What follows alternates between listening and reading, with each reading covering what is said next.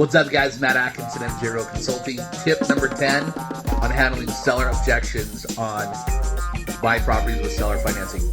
We've shared 9 previous tips. This is tip number 10. This will give you more information of what you're going to learn on September 16th at our creative financing class.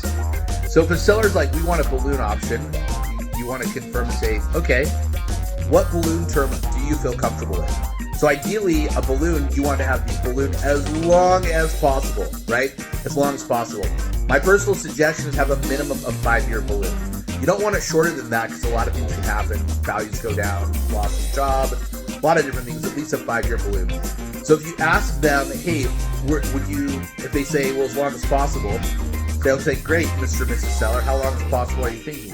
Where they're thinking 1 or 2 years. They're saying, okay, 1 or 2 years, I'd be open to a minimum of 5. So this is my personal opinion. I've not purchased a property with a balloon payment less than 5 years in over a decade.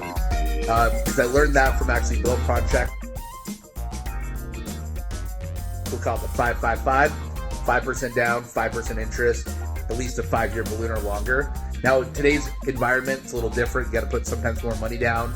Sometimes you need to have a higher interest rate because of what the market is. Sometimes you need a larger, shorter balloon. But what you want to ask Mr. and Mrs. Seller is, hey, at a minimum of 5 years, could we write out a clause to 1 year ahead of time have an extension with a 5-year extension? And if you keep making the payments on time, a lot of times they'll say yes. So that's, if we go back to tip number 9, the reason you want your attorney drafting your documents is you want to have an extension clause at the agreement of both parties in writing that you can have a 5-year extension. So anytime you have an extension or a balloon, anytime you have a balloon payment, you want to have at least a minimum of 5 years or longer. These are different tips that you can manage as you create or negotiate with seller financing.